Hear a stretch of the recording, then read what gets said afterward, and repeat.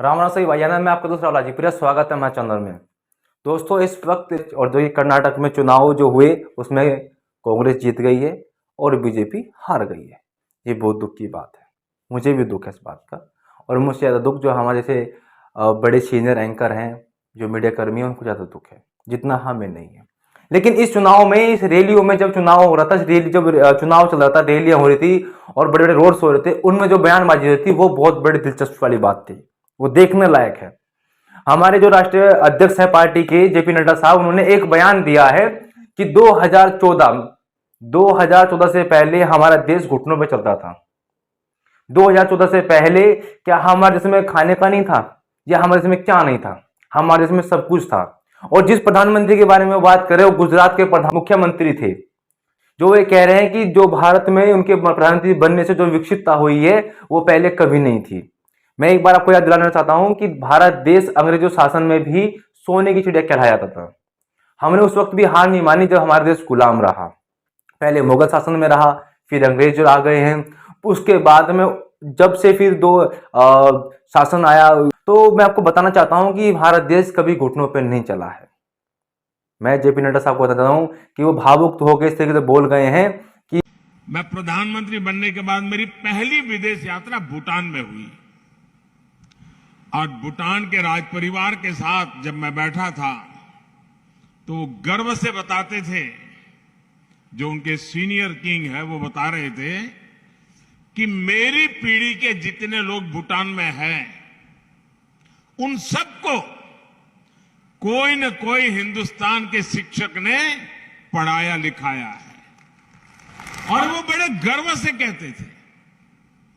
ऐसे ही मैं जब सऊदी अरब गया, वहां के किंग बहुत वरिष्ठ और सम्मान्य महापुरुष हैं, मुझ पर उनका प्रेम भी बहुत है। लेकिन उनसे जब मैं बैठा तो बोले मैं तुझे बहुत प्यार करता हूं। फिर उन्होंने मुझे पूछा क्यों मालूम है?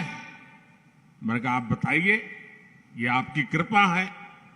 उन्होंने कहा देखो भाई, मैं भले राजा हूं, जो भी हूं, लेकिन बचपन में मेरा शिक्षक तुम्हारे देश का था और तुम्हारे गुजरात का था और उसने मुझे पढ़ाया।